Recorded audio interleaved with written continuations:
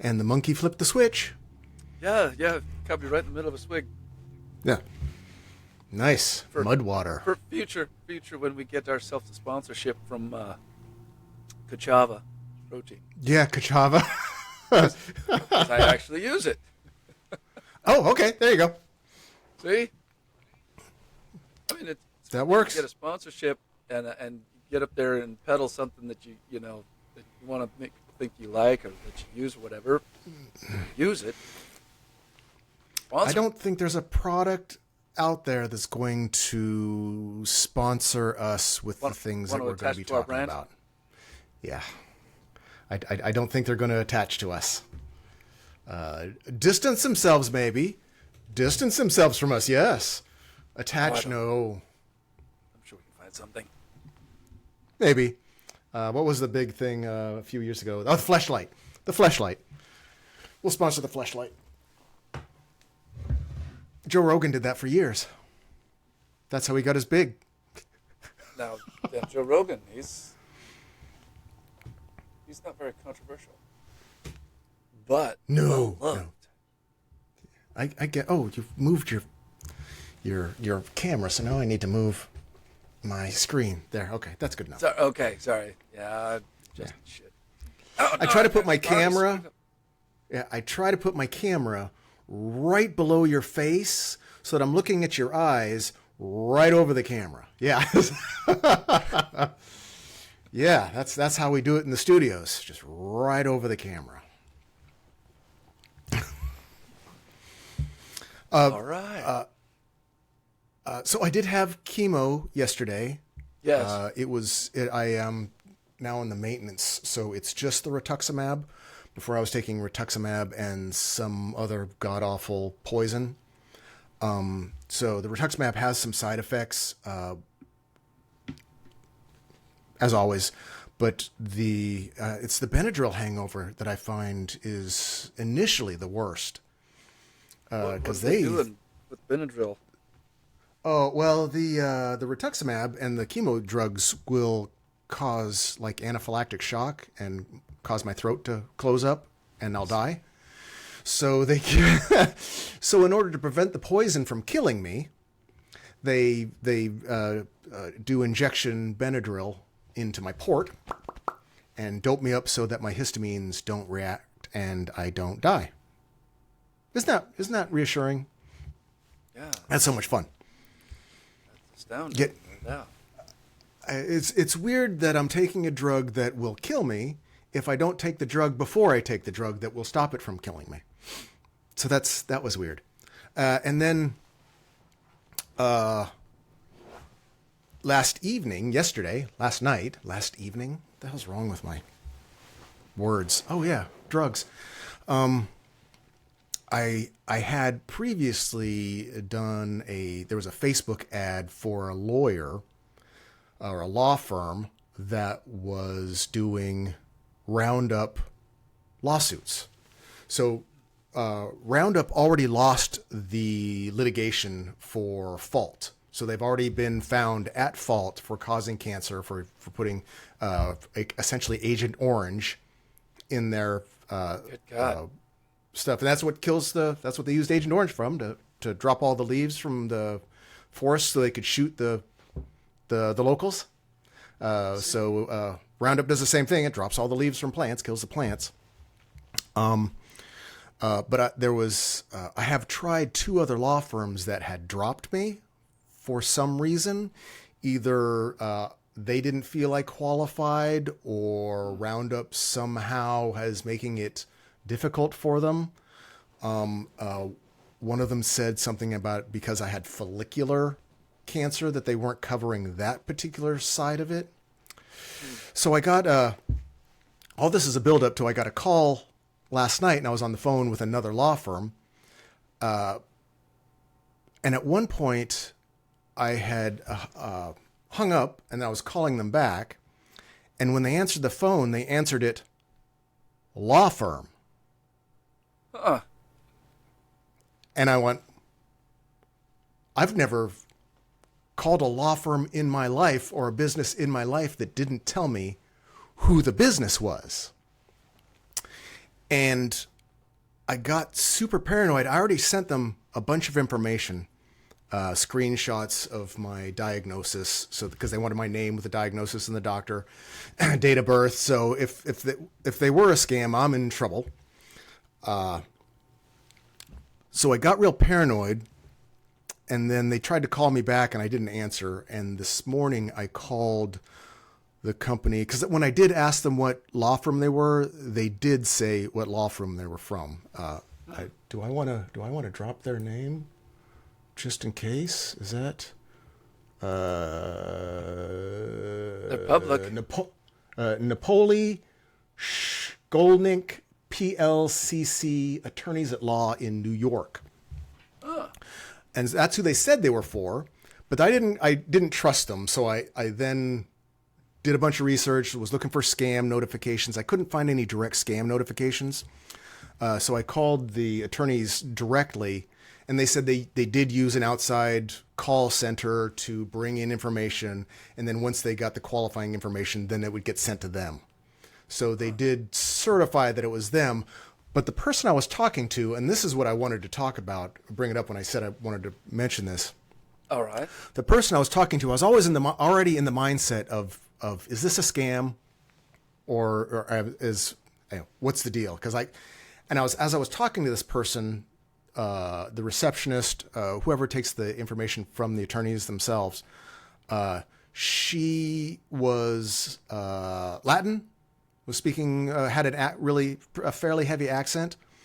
And when I would answer her questions or ask her a question, there was always a pause, and then she would answer it. And she was always really calm and really kind of like light, jovial, and was saying, "Oh, I'm sorry to hear that." Oh, and at some point I'm like, this could be an AI. Because there's somebody that has a second language. Off the get-go, they're smarter than me. If you know another language, you're already smarter than me. So, but it does when you're transferring English to another language, then responding, there's always kind of a little bit of a pause. And the same is true with some of the AI today, where you just give it a voice and it will process your questions and do the work. And I started getting, again, really paranoid. And this was the first time I realized, oh, it's 2023. There is AI. There is voice cloning. There's I could be talking to a robot and have no idea, and there would be no way for me to find out. There's no question I could ask, unless I wanted to get like really obnoxious and start trying to fool it and be unruly so that it couldn't adapt normally. Because I would imagine maybe it would escalate. I don't know. But I realized that there was no way I could tell if I was talking to a human or not. And I got really weirded out by that. And I don't think it's because I'm old. I know I was having some issues because the chemo and the lack of sleep and stress, and my brain is a stew. But I really think this was, but I try to be really on what's going on, keep up with the AI and who's getting fired and who's getting hired. So I don't know if you knew Microsoft just hired good old, what's his name? So, yeah. But it was a very weird feeling to have the realization that it's not just, oh, it could be, it's that, oh, this really could be now. I could be talking to a robot and I just have no idea and I wouldn't know.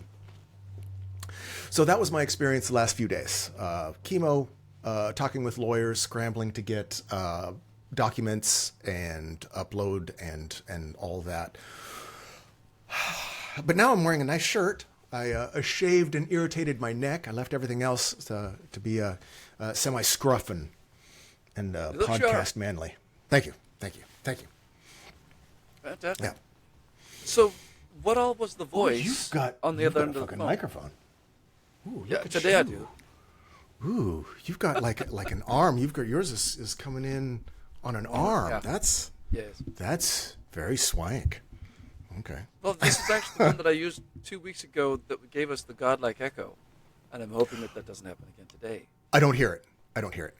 So you're good. Oh, fingers Yeah. crossed. And I've got this one set on a towel so that when I'm banging on the desk, you can't hear me shuffling about because I Oh, good. So you can rage fidget. out and I fidget. We won't pick. We'll keep the noise floor down Yes. to a Yep.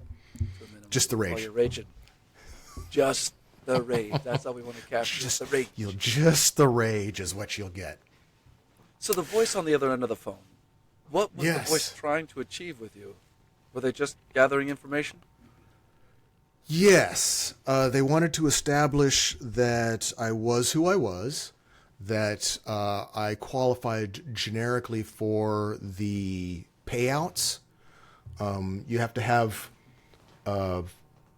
non-Hodgkin's lymphoma, because that's the brand of cancer that Roundup gives you. And then she was asking me if I had a history of cancer, how long ago was my exposure, how much exposure did I get, what was I using it for, was it just local or was I a landscaper, things like that. So a lot of information. Plus I uploaded a PDF of some of my medical records that were stating that yes, indeed, I was diagnosed with non-Hodgkin's lymphoma, and that was all I am under information that treatment. you would have supplied to anybody on the other end of the phone, whether they were real or not. Am I right?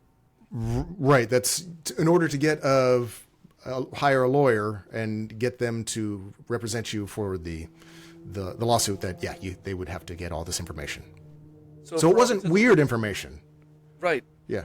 If there was ever anything scammy about it, or if there ever could be something scammy about it, the only trick would be, would you be if you have no way to verify that you're talking to a human person on the other end, would you be submitting the information to? Right. Or even if it was a human. The reason I got paranoid yesterday when I was talking to them, other than my brain was was drugs. But at one point I listened to his call back because he wanted me to, I apparently had been verified and that they were sure that the lawsuit would go through. And he gave me a call, and I was already a little bit paranoid, so I didn't answer his call, but I listened to his message. He said, "Please give us a call back. There is some urgency to this." And I went, "There's some urgency? Buddy, that is about as scammy a thing. You need to act now. It's important. We need to hurry." It's like, at that point, my heels just went, I heard the word urgent, and that's when I went, no, fuck that. I'm calling the lawyer It themselves. might have been only in reference to the statute of limitations, if that exists in this particular case. Yes, it could have been. It could have been totally legitimate, and in fact, it probably was. But it's 2023, and there's a scam on every web page. And this was originally a Facebook ad that sent me to a call center that supposedly assigned me a lawyer that did some of this. So I went through a filter of advertising to begin with, and it's the third law office or the third attempt that I've gone through. And I would have stopped after the first one when they had rejected my request, except that my oncologist continues to tell me, no, you need to find a lawyer and get in on that lawsuit because that is what caused your cancer. I'm like, okay, well, that's what I'll do until I can't anymore. So stress on top of stress. Why not? I get that it's stressful, and that's a bummer, the big bummer part of it. But it's stressful. It's deflating when I have cancer. I've been going through chemo, and there is a lawsuit. So I'm not trying to sue the company to blame them. They've already lost the lawsuit. I'm just trying to claim what the lawsuit, class action or whatever it was. Right. And when lawyers keep saying, nah, I'm like, oh, well, I guess I'm not sick enough. Do I need to die to get a payout? What is it about the payout? It has me, I already am disillusioned by capitalism and corporate greed and the stranglehold large corporations have on the rules. And it's David versus Goliath. Anybody going up against a large corporation like Monsanto or Bayer, now that they've been purchased by Bayer, the fact that they lost the Bear class as in action suit, Bayer, Bear? the aspirin. Yeah, is that what we're Yeah. talking about, Bear? Yeah. Oh, Bear Yeah. purchased Monsanto, or Roundup. I don't know if it's Monsanto, but it was. oh, But I okay. think they purchased Monsanto, because you don't really hear that. I think Monsanto is now a subdivision of Bayer, but I know they purchased Roundup, whatever that Very interesting. Very interesting. part of the company was. So now it's under Bayer. A rebranding, I'm betting, is what they were going for.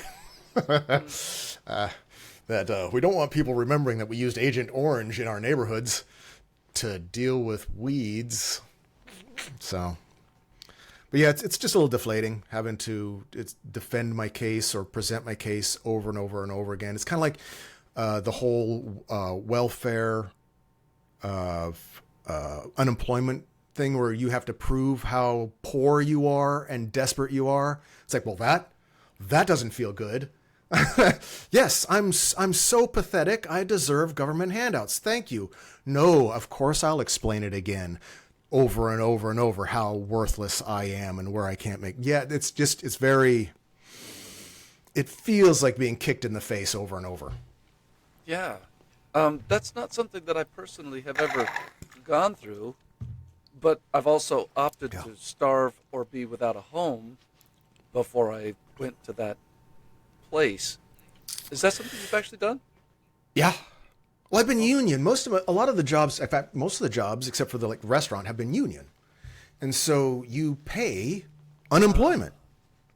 So it's not like I thought I was getting something for free, and I was putting out applications and I was following all the rules. I was just not getting a job that would pay the bills. And with the union, they say don't take a job that's not equal to whatever you're doing. So I was following all the rules, but the rules also dictated that I had to keep going into the unemployment office and saying how worthless I was and how poor I was, and please, sir, may I have another? And I had to do that every week, and I did that for months until, God, I don't even remember where I got. I think I got hired at like a paper bag box manufacturing company. Oh, it was shit work. But I can't remember where I went after that. There was a lot of blur back then. Just for the sake of context, we're talking way, way, way back in the day. We're talking 80s. late 80s. This was 80s. Late 80s. Yeah. Oh, Redaway Trucking. I got hired at Redaway Trucking on the docks. I was working in loading docks for Redaway Trucking. Woo. In Oregon in the winter. Uphill both ways. Yeah. And then I got hired as the security guard for Redaway Trucking because they were, at the time, in order to not pay or have to be unionized or pay a full-time employee, they hired part-time employees and then fired them after 90 days over and over and over so they could get away with not paying full wage. Yeah. Oh no, the corporate, I've been, one of the reasons I am the way I am about capitalism and corporate greed and the corporations making the rules for capitalism, and why I'm so against it and angry about it, is because I've been in the meat grinder and it doesn't feel good. And it just keeps going on. The rich keep getting richer and keep making the rules to keep them rich. The poor keep getting poorer and not having any power to change the rules to get something fair. So it's frustrating to me. From your own perspective, answer this question: how did I avoid the meat grinder? From your own, if you were to just analyze the choices that I made in life, how would you say I avoided the meat grinder?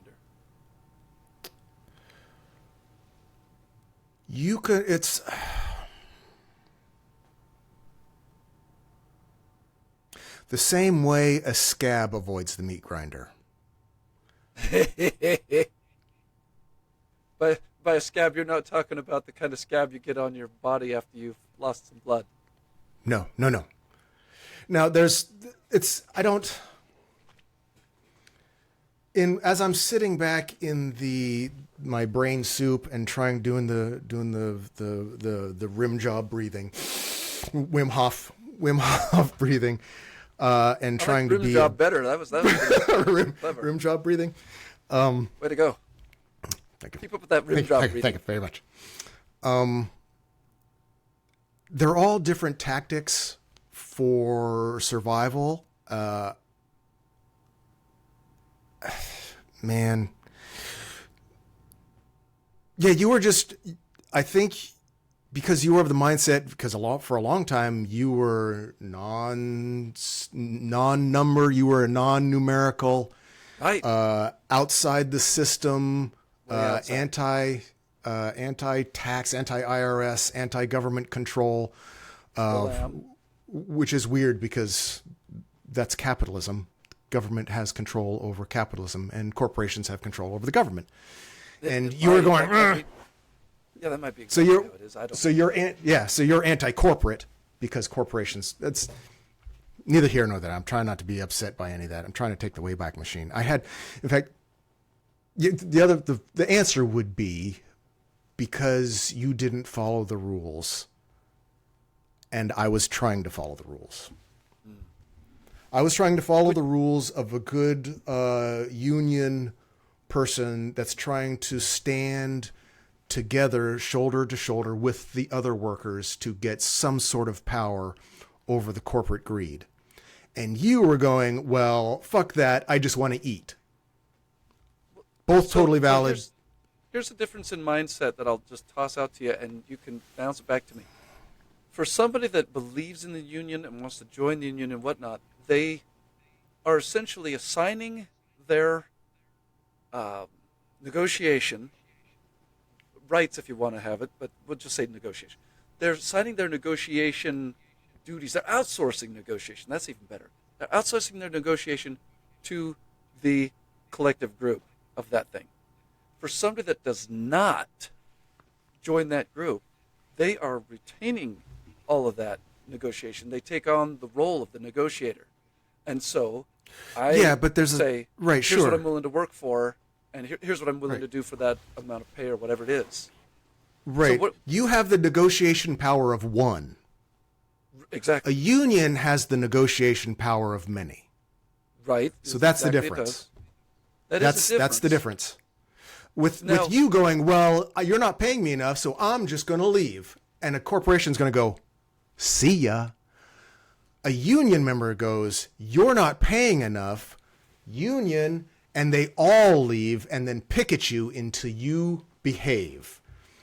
And that's rarely worked. Corporation CEOs are still making like over 400 times as much as the minimum guy. But at least with unions, you get your a little more of benefits and pay. Whereas now, what if it's a situation? What if it's a situation where I have an enormous amount of skill, say, just as a for instance, I'm super skilled, and so if I go to my employer and I'm saying, if you don't pay what I want or give me the benefits that I want, I'm out, and they're weighing that whole thing about, well, shoot, that this guy's got a lot of skills, so if this guy leaves, then we're looking at a huge expense to try to replace the dude. Right, like the guy at AI, the OpenAI. Yeah, he had to hold a bunch of skills. He had the power of many. He had the power of his skills, whereas I was a dock worker. I was a dock worker. Now, let's just assume that I wasn't any more terribly skilled than you back in the late 80s and early 90s, but I still was just going to say, I'm not going to outsource my negotiation to the group. I'm going to maintain my negotiation and just handle it, come what may.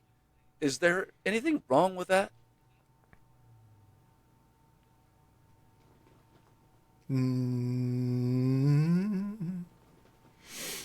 I don't think so. I mean, different strokes for different folks. They all, it's all moving us in a direction. And again, I'm trying to. I did my Stroganoff breathing, and trying to be relaxed about it. And my relaxation is that we're all going to die. AI is going to rise up, and we're probably all going to die within a decade. So that's your futilist That's kind of center. That's my Zen. That's my Zen center. That's your yeah. Or none of the things that we do now is going to make any difference compared to what AI is going to do in the next 10 years. Nothing. So I'm trying to be okay with it. I'm trying to, now I'm trying to, like I was listening to, God help me, Jordan Peterson earlier. And trying to, I remember you saying something about looking at their point of view. And then if you can understand how they're feeling, the bigot that he is, that you can understand his arguments and why he feels that way. Okay. I'm having trouble, even in my Zen spot, having trouble with it. Just real quick, for anybody that doesn't know about Jordan Peterson, I have to say you poisoned the well there, the bigot that he is. But that's okay. I'm going to let that one slide. If we were having a real discussion about somebody, anybody that we really cared about, or Jordan Peterson for that matter, I would probably say citation, please. But that's okay. We won't worry about that right now. We have gone around and around, and you know why I think he's, and I think bigot's the wrong word. Charlatan, broken, confused, damaged. He's arguing his position as if he knows what his position is, and as if he's being honest about it. Kind of like how an alcoholic will argue about how they're not an alcoholic. And then you're going, so he's arguing about how essential the storytelling of the Bible is, and how society decides and weighs things, and the importance of the story. And it doesn't really matter if there's a God or not. That's kind of superfluous to the whole overarching archetype of the storyline. It's like, no, buddy, you're wrestling with some God issues, and you're trying to convince us you're okay, and he's not, which is fine. Just last night I was having an issue, having a moment, and I'm not okay either. So I don't judge him for not being okay. It's I just get frustrated that he's trying to pawn off his expertise in psychology, and not that he's only just a well-educated apologist. Well, for starters, I would suggest that we should never assume that somebody in Jordan Peterson's position has not given a lot of deep thought and a lot of deep contemplation, very deep contemplation, to all of his ideas. I'm sure he has. As he is up on stage and shooting from the hip, as he is prone to do, unlike so many people who get up with prepared statements, it might be, valid to surmise that maybe he sometimes jumps the shark. Mm-hmm. But we should not ever think that he hasn't thought deeply about all of this stuff, and that he doesn't have a certain amount of self-awareness. That does not go into any question about whether he is grifting or even just purporting to have a certain idea, point of view, to purport an idea that he doesn't really believe in or think for the monies or for the trolling laws or whatever it might be, because that's entirely possible, and integrity of that sort is our responsibility to seek out and identify and if we find it, as we're listening to other people talk. Just like anybody listening to me right now is going to have to do the same thing. What is this guy trying so desperately to say? I say guy because I'm in guy mode. What is this guy trying so desperately to say? Does the guy really believe it? Well, see, that's the thing with Peterson is you don't know what he believes because he doesn't ever answer the question. Do you remember when he was asked, "Do you believe in God?" And then he went off on, well, first, you have to, we don't even know what the word do means.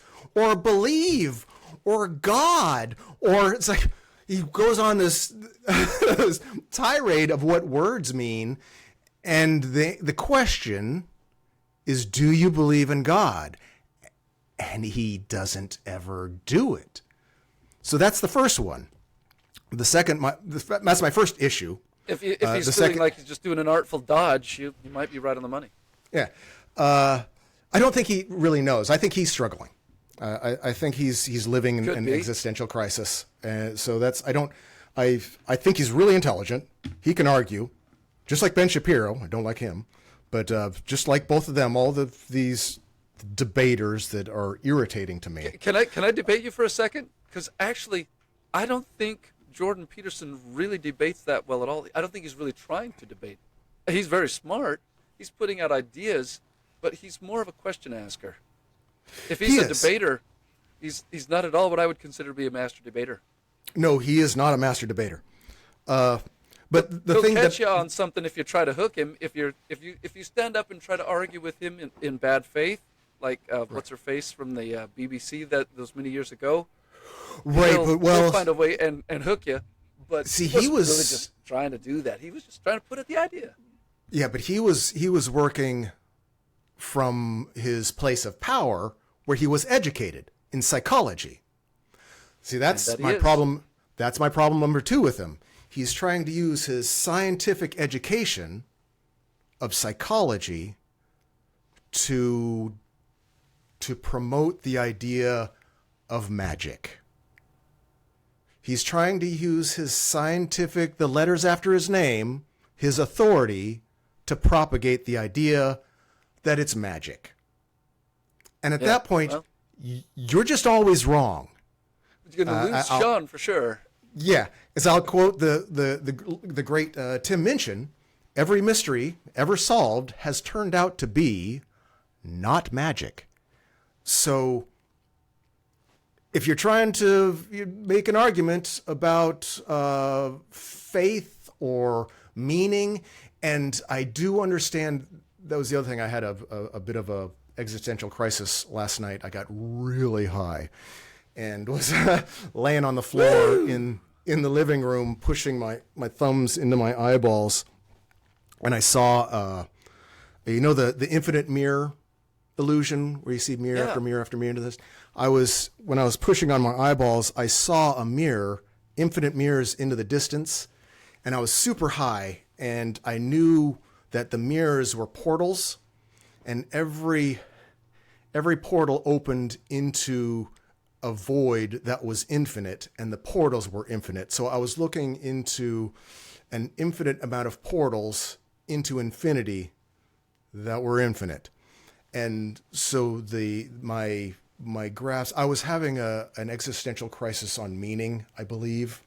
And at that point, I realized nothing means anything. And man, I need to find something that I just need to grab onto.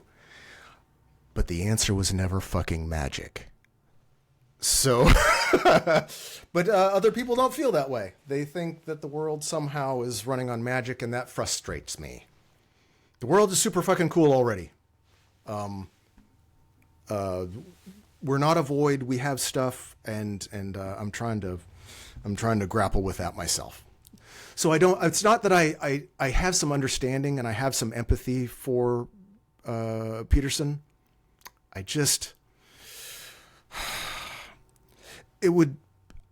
would feel as dirty if I was trying to use my expertise in massage and kinesiology and biology, my medical knowledge, to seduce a client.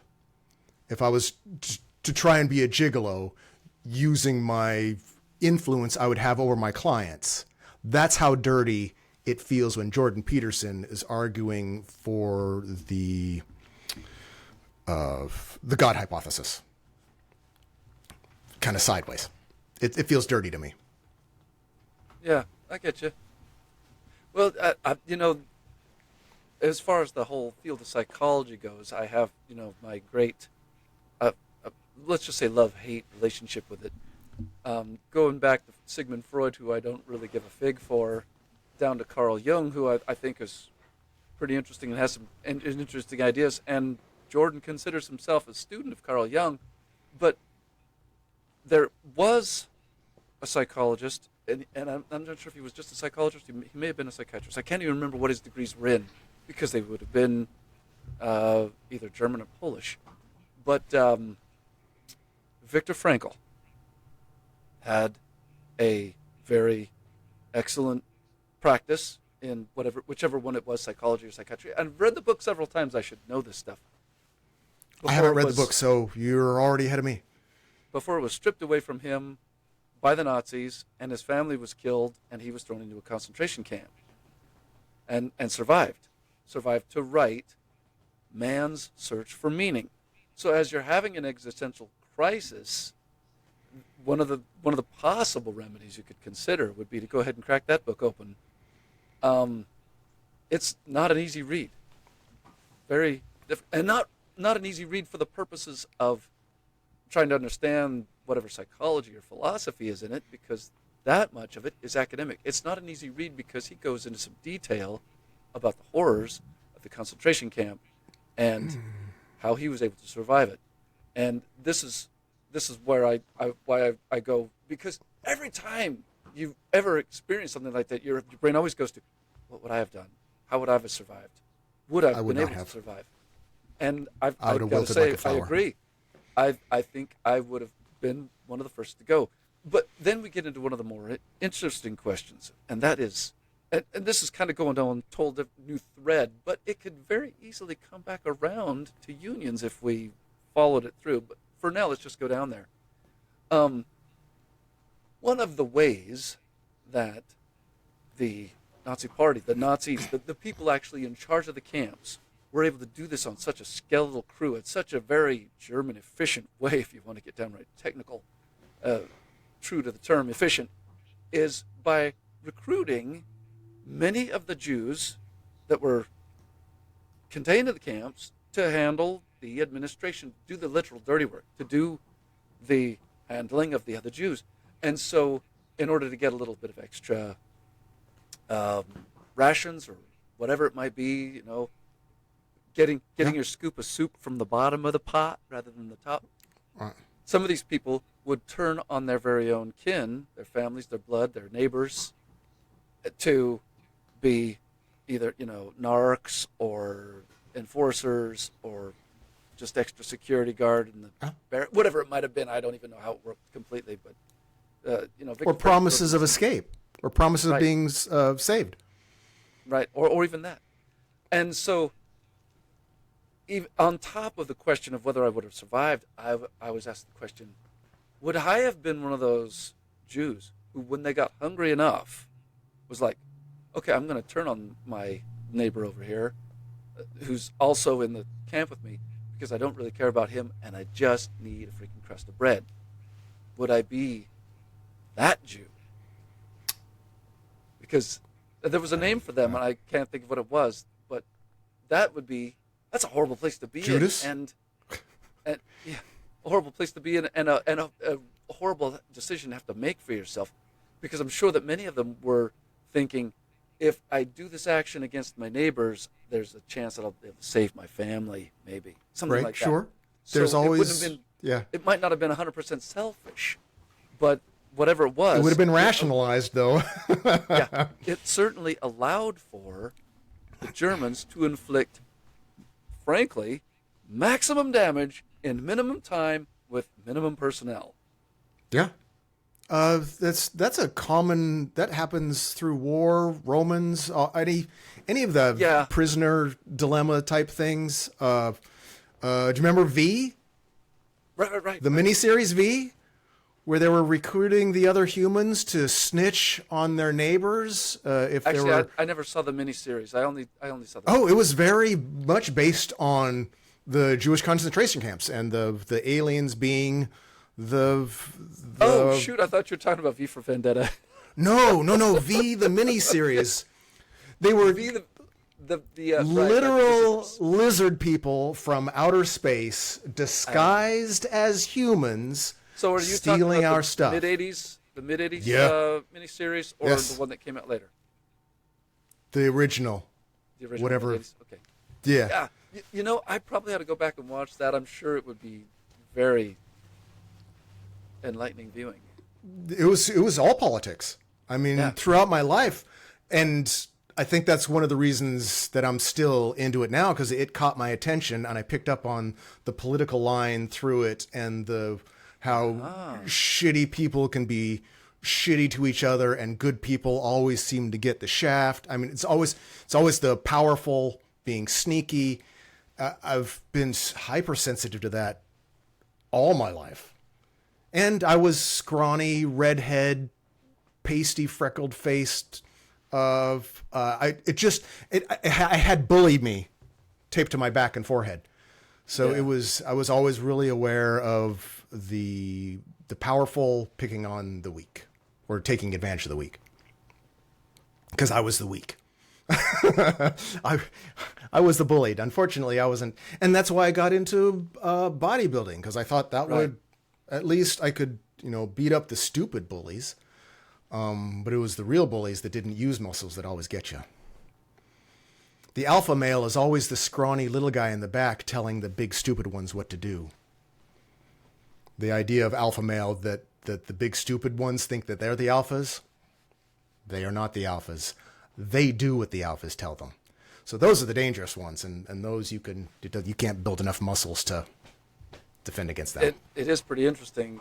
I'm sure that there was a time period where the alpha was just the biggest and the strongest. In some species, that's the case. But in some primates, it definitely became a point where it was no longer the biggest and the strongest of the alphas. It was the one that was the quickest in terms of wit. It's the smarter one. We definitely evolved for the smarter. All of it.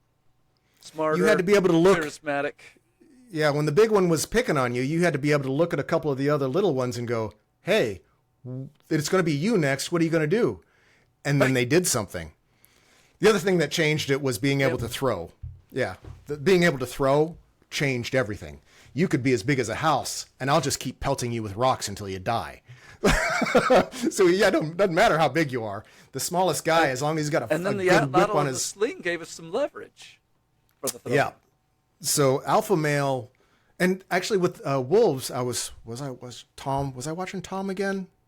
Bailu, whatever his name is. We're not sure how to say that name. No, but he had a guest on there was saying that the alpha male of the wolves was also the smaller one. It was the one that could rally, and also the alpha male of chimpanzees was usually the smaller one that could rally and groom and still get them on its side. So right. Alpha males, that's always. It was always just a carrot up the big guy's ass to make them think they were the bad guys, or the big bad guys, and they're just not. They're the big dumb ones. I would say for Homo sapiens, it really probably came down to a balance of skills. Yeah. You did have to be big and strong, but you didn't have to be the biggest and strongest. But you also need to be fast, and you need to have skills. So accuracy with your spear, or accuracy with your throwing rock, accuracy with your sling shot, David and Goliath. Accuracy with your atlatl. Later on, accuracy with your gun. Yep. Skill. Skill and dexterity, not strength. A balance of skills. Just like a well-balanced D&D character. Yes. So I was always really aware, and I have to imagine that you were too, because it's not like you're unaware of politics or how humans interact.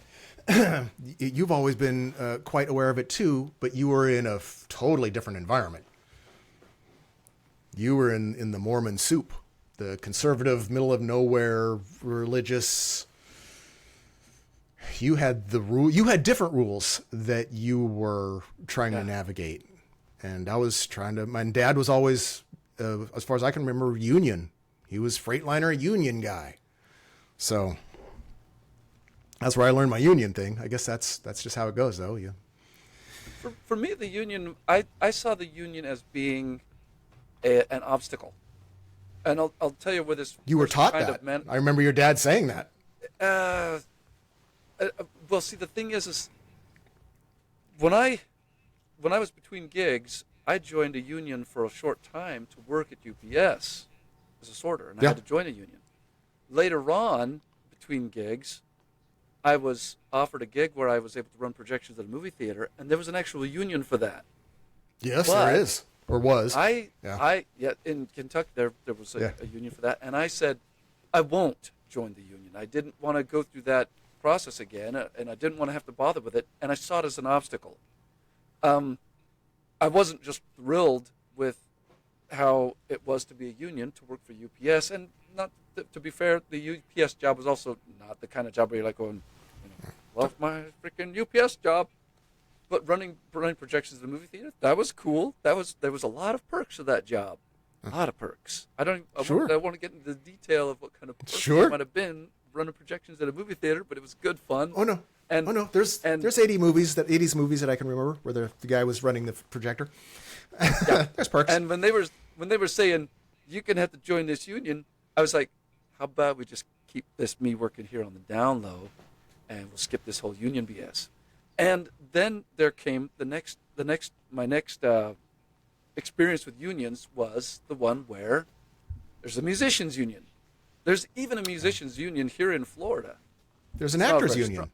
There's not a very strong AFTA. union. I mean, we're watching the actors union go at it right now. So there's issues with unions, sure. The musicians union in Florida would love to be able to tell me how long I can play a gig, what I have to charge for the gig, when I have to take breaks and all of that stuff. Oh. And I wouldn't be having it. Now, here's the thing. When you're talking about musicians, and one of the reasons why the union isn't very strong and probably will never be strong, not just because Florida's a right-to-work state, but because there's a crap ton of musicians out there that have no freaking skills at all. I'm sorry. I went there.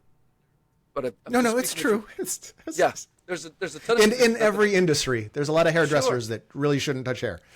Right. So they have no skills, and if the musicians union was going to be like, you have to charge X, Y, and Z to play this gig, and here's the club going, well, yeah, but this musician over here will do it for $50.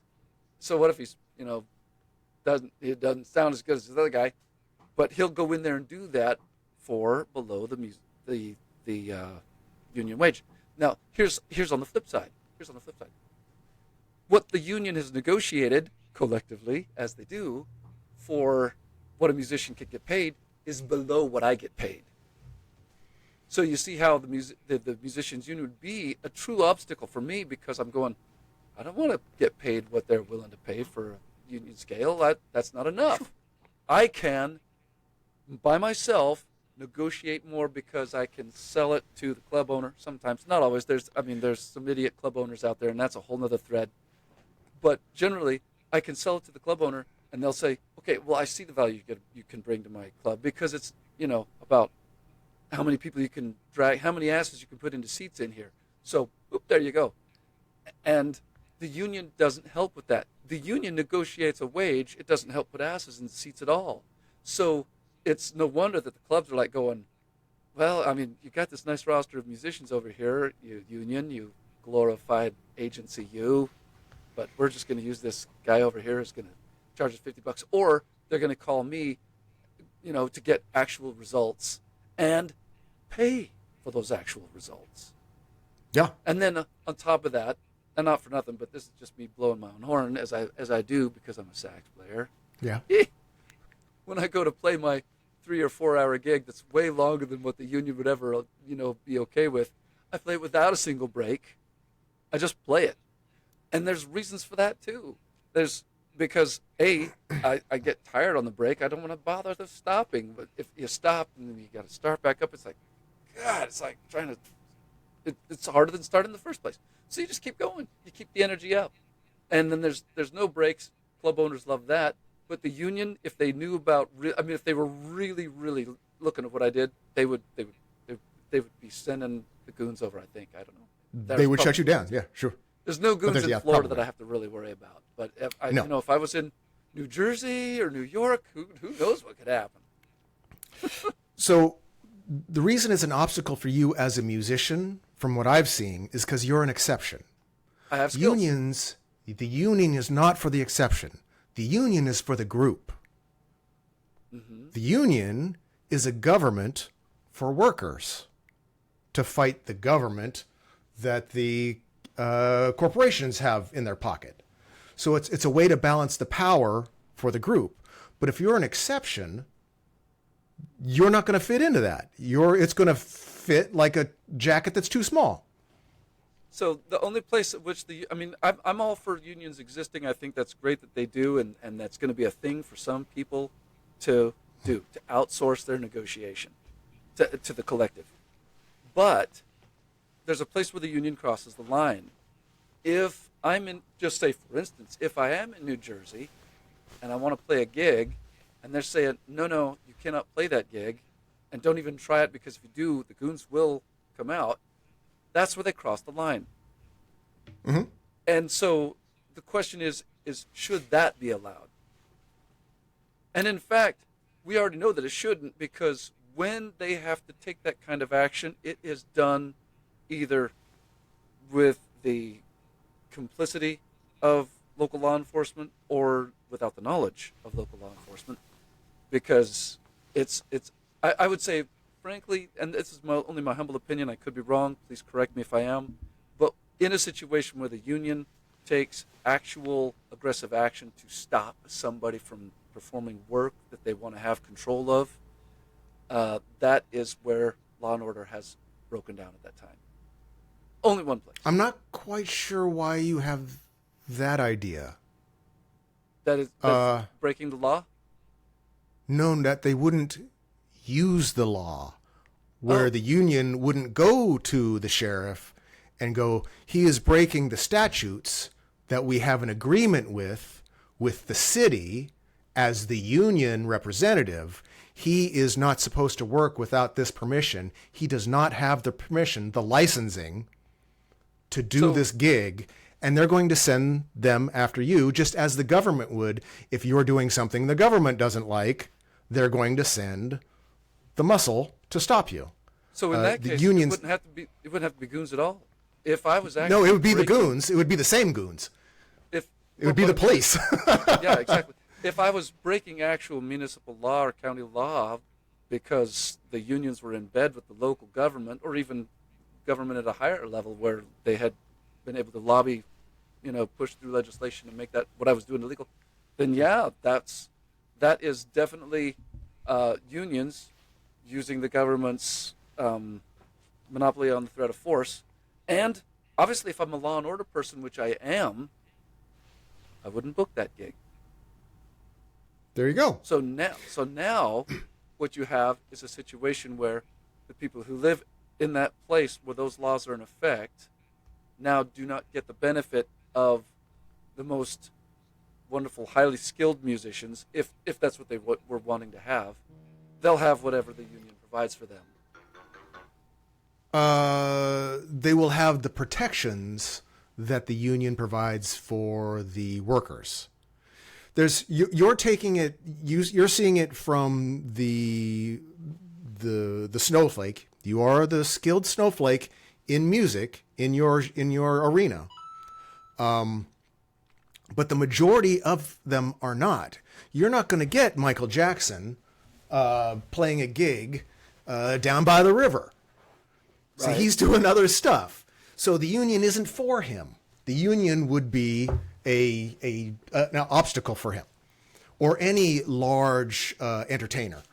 The unions for that, if we're talking about that, are for the average local entertainers, so nobody gets shafted. Because without the union, and this is from my experience, it's a race to the bottom, how little they want to pay you and how badly they want to treat you.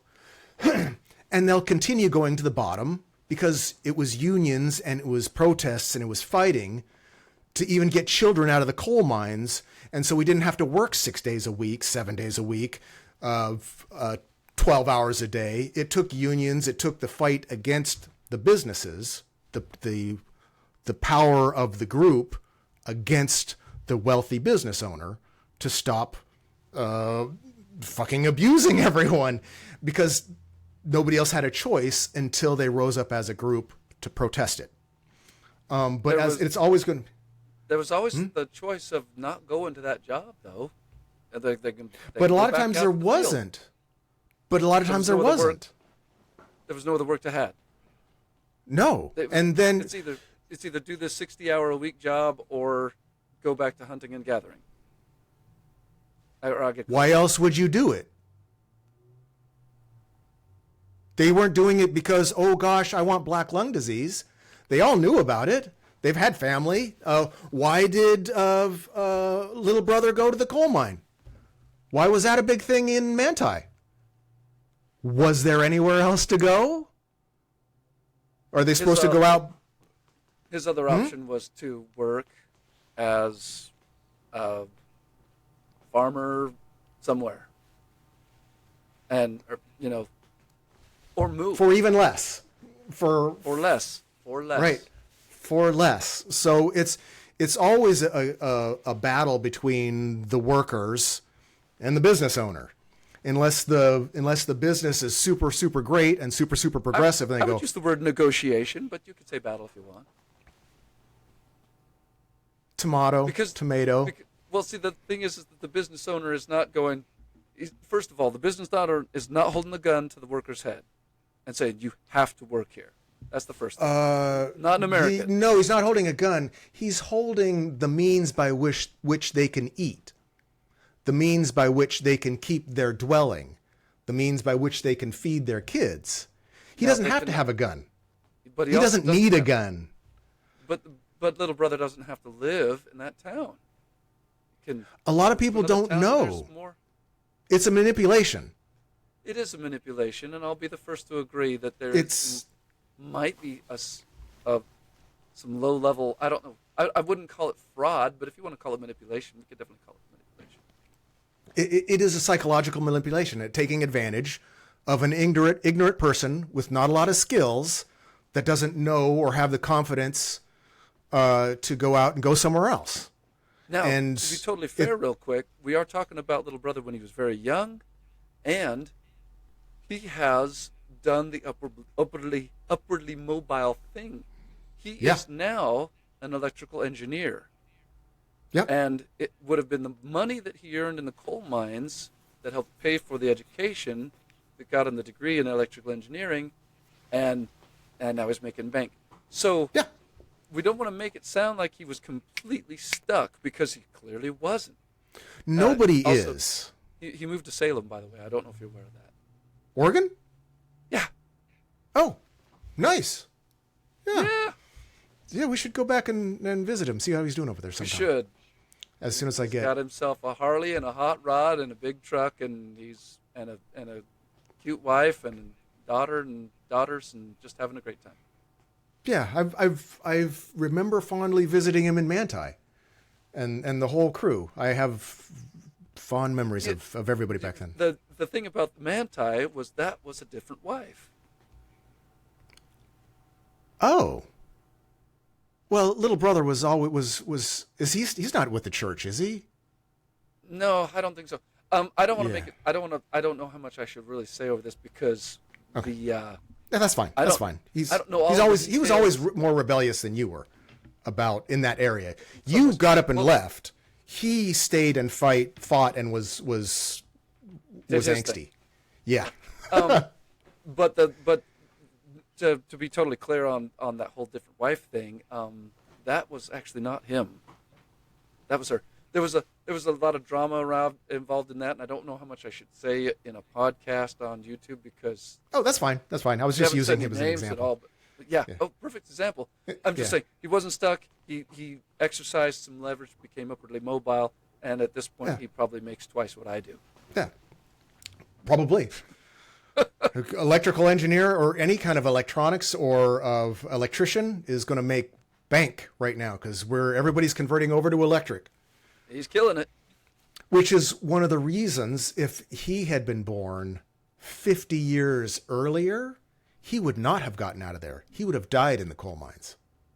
So it was also a matter of timing. He would not be an electrical engineer 50 years ago.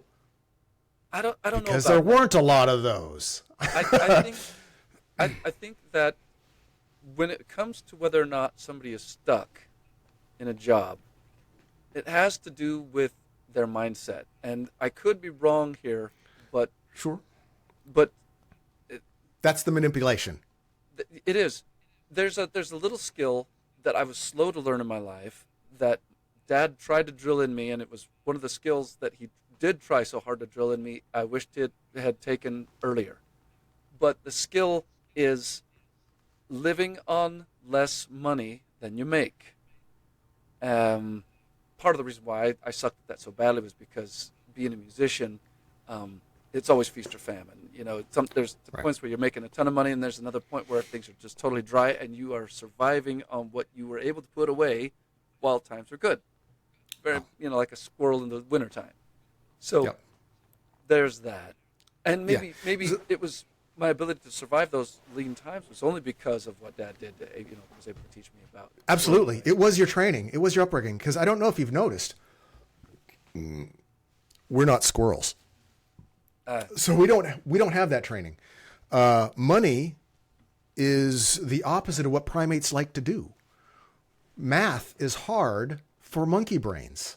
I think math is hard for brains. Math is hard for AI. AI can't do math yet. So a computer can, but not AI, not the LLMs. They get lost on math. Yeah. So money, capitalism, is a scam, is a manipulation of people. Always has been. Because most people don't know how to do it very well. And it makes me angry and confused. And I'm an accountant for my business. And it makes me angry and confused. You see it as a scam, but I only see money as stored time. It's really about the time. Right. It's not what it is. It's how people understand it and use it in their lives. If you give a primate, a monkey, a chimpanzee, a cell phone, he's going to use it just fine to bang open shells, right? Sure. But it's not used for that. It's a cell phone. So money is the same way. People that get it, and there are a lot of people now and always have that understood it and put a lot of effort into manipulating it. There's a mindset for that. But if you don't have that, my perception of money for a long time was wrong. It was my own feelings about it. It was, and I would argue that it still is. A lot of it still is, and that's the way it is. So should I go, well, gosh, I guess I'm too stupid to survive. I'll let everybody that knows how to work money just fuck me in the ass for the rest of my life. It's not about that. See, the thing is there are some people who are very skilled with money, and that's great that they are. For myself, and I would argue for you too, but we'll see how you feel about this after you say it. Money is a place for me to store time, and I still just have whatever time I have. If somebody else out there is super skilled at making money, that doesn't take away my own time, unless I fall victim to some situation where they're going, I can sell you this thing, this object or this idea or this plan or whatever it is, and I go, oh, let me take some of my stored time and do this because I think there's going to be a benefit there. Obviously, in that situation, I was scammed, and I'm going to learn a lesson one way or the other about participating in that kind of a thing. And hopefully I have learned some of those lessons, and hopefully I can mitigate the number of times that I'll ever fall victim to that again. But in the meantime, that's the only way that anybody's going to take time away from me. If we're talking about somebody who's just magnificently wealthy and really producing great things for the world, even if they also do some things that are super shady, and I think Bill Gates is the ultimate example of this because he's done great things for the world, but he's also got some notions about the population of the world, and I don't know exactly how he might have been mixed up in all sorts of things that might have harmed us, frankly. But there's no way he's going to directly steal time away from me. It's all just his own thing. Same with Bezos, Same with Musk. Same with anybody. Even Soros cannot just steal my time. Like, might be able to find some way to shorten my life or steal my life. That would suck, and I would hate that. Um, that would be a real bummer. But I can't really I can't fashion my life or my life choices around that contingency. I've just got to do my thing and do my best and just kind of carry Right. on. You have to survive in the environment you find yourself. Yeah. And billionaires and millionaires throughout time have shaped the environment that you find yourself in. Well, If I know you keep saying that they can't steal from you your time, but they designed the game. you're very right. All the people that came These guys- before us, the capitalists, they designed the game of Monopoly. They're the best at it, and they're going, it's all fair. It's fair. Everybody has the same chance. I'm totally with you. Now, see, The only- I had to. Go ahead, I go had ahead. to. I had to discuss a therapist with a therapist the other day. So this is a real time, I guess, a real time story of what the difference is. Different therapists. There's like 3 therapists in the evening, so I always have 2 at the center. And usually, when one of them's slow, they like to go home early. But when one monkey goes home all the time, the other monkeys get mad, right? And so the first monkey designed a way to go, we'll flip a coin. And it turns out they're extremely lucky or somehow able to manipulate it. They win the coin toss all the time. And so they're still the one that goes home all the time. And I had to give him the example that chance to a primate is not the same as fairness. Primates are extremely attuned to fairness, where if one monkey is getting more than them, they're not having it and they're not happy. But if you can go, and even if you go, well, there's a game, we each have an equal chance of going, I win all the time, but there's a chance, that's not the fucking same as fairness, and every primate knows it. So it's a manipulation. And so what you're explaining, or what you rest your hat on in capitalism, is everybody has a chance. Chances make primates go to war because it's not fair. We want fairness. So that's the difference. There's no winning strategy here. You're not right. I'm not right. We're all wrong. We're all fucked. We've been murdering each other over chance and fairness for centuries and centuries and centuries. And it's not going to change until an AI comes along and says, no, monkeys, you behave, or I'm just going to wipe you out. So there's no wrong answer or right answer. We're fucked. But just so that you know, there's a difference between chance and fairness. And there's no way you can explain chance away to make it seem fair. No, I would Just just not. probably say life isn't fair. But to your point about the billionaires, the millionaires and the billionaires Yeah, who they made the game. make the game, I would say you're totally right about that. Here's the thing, though. Here's the but about that but.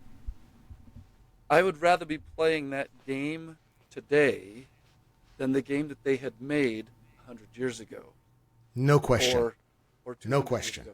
So No I question. would I would already be suggest dead. to you, I would suggest to you that the game has gotten better for the plebes. The millionaires and the billionaires have made a better game for us.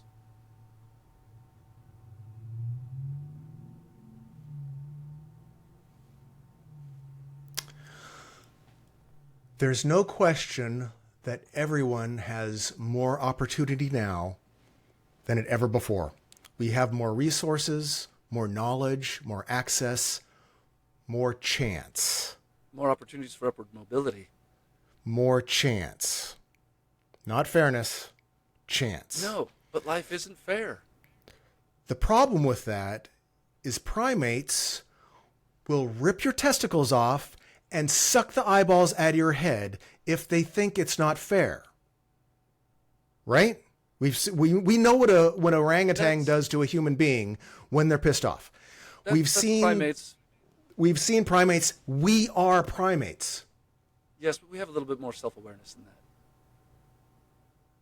I don't know what fucking species you're looking at. We do not. We do not. We have a slightly higher threshold for civilization. We have an additional hack that other primates don't. We were able to iconize a belief system in order to bring us together in cooperation. Religion, as much as it bugs me, played a huge role in that. So it was extremely beneficial for large groups of people that would never, because we don't, as according to evolutionary psychology, about 150 people is about what great apes can handle in their tribe. We are great apes. After that, you start getting confused and you don't know your neighbor, so you don't trust your neighbor. So that makes them the other. So anyone over 150 of your group is an other to you. And that's an uncomfortable way to live when there's millions of people. Unless they have that stupid fucking Jesus fish on the back of their Trump truck. And then you can go, well, I know they got the same value. I don't know what accent that is. I know they've got the same values as me because they claim to be part of this belief system.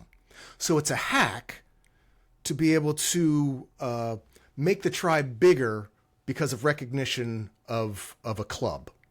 So that went a long way in allowing humanity to get past this. This is why I'm saying there's no win.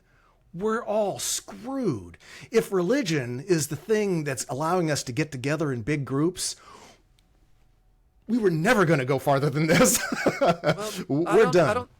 I don't know that it was just religion. Religion may have been a little bit of a start. And I didn't want to say a jump start or a kick start, just a start. But right now, we live in a society. We live in a society where we can keep traffic accidents down to a total minimum. You all right? Yeah. Down to a total minimum because we all know that we drive on the right side of the street. And we were trained. That. Yeah. But it took 16, 18, sometimes 21, sometimes never, a lot of years to train that monkey to do that. It just took us a little while to figure out that nobody really wanted to be in a head-on collision, and so we figured that out. And, to be totally fair, there's other societies that have got it opposite. And so, but we know that it doesn't matter which way you choose to do it, as long as you got one. Everybody's on the same page. You all page. agree. Yes, you all have to agree. And that doesn't have anything to do with religion. It has to do with some kind of a mutual desire to not die. And can I even go so far as to say cooperation? I think, and again, as much as I hate to admit it, religion plays a much bigger role in the reason that we have a society as large as we do now. I don't think we still need it. I think it's after a certain point we have better clubs. Yeah, we've got better groups. We still need groups. When you see someone walking down the street, you want to know that they know what the rules are, that you are all playing the same game, and they're not just going to leap across the road and kill you and take your stuff and then think it's okay. That kind of certainty does let us take a lot of chances with other things that then build wealth.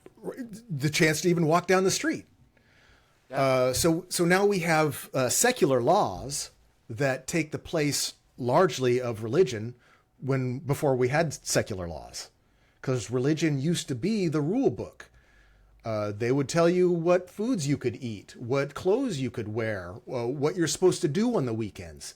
So religion was the first rule book. We've got better rules. I don't like them all. They're designed to stop the most egregious of us. And not even stop. They're designed to punish the most egregious of us if they act out. Incentivize us all to do better. Another conversation, I think, for that. Sure. Yeah, in fact, we gotta tie this one up. We've gone long. Really? Yeah. God, I only base it on. I don't base it on the clock or anything. I would base it on my bladder. Oh, okay. Well, you had that bottle. You just finished. You just emptied that bottle. I Be know, like a good I know. Amazon. Be a good Amazon delivery guy, and just fill up that bottle. I would, but it doesn't work that way. It's quite all right. I've got It's so embarrassing to have to say that in yeah. front of people. My- Doesn't work that way. Oh no! Yeah, the rituximab gives me headaches. So I'm Sorry going to to hear that. Tylenol and take more drugs to float my brain in to compensate for the drugs I'm floating my brain in. Trips and balls. Yeah. No, this is going to be just regular over the counter drugs, I think. So how do we feel about the conversation today? I mean, we meandered through some threads, but I think we touched on some great points and some great ideas were fielded out there. I think it's a good start. I think these are the conversations I actually enjoy more. I have a little bit better footing on them, and in general, I think I need to work on myself, and I'm trying to. I mean, I'm going through some shit, so I am Obviously. struggling. The fact that I'm seeing or I'm empathizing with Jordan Peterson is a testament to that, I guess. So I'm trying to be less emotional and angry to save myself. But I don't want to be step in the right direction, honestly, and it does allow for just some very, very nice contemplation. Yeah. But we're all still, it's the end is near. And so is the beginning. The beginning is near. I should say it that way. I'm trying to consciously rephrase, and I've been so sick and so uncomfortable and so distressed for so long that bitterness and sarcasm and negativity have become a reflex for me. And I am now that I've got off some of the drugs, the really bad ones, I'm trying to reprogram myself I'm trying to do first principles to my life, look around where I am right now and appreciate what I have, and not continue dragging all the baggage of my lashes with me. And it's not easy. This is a perfect place to end, and this will be a perfect place to begin on the next one, because I really would like to talk first principles and get some definitions in. Sounds awesome. All right. Dude, it's awesome. Peace. Hit the button. Have a great day. Stop.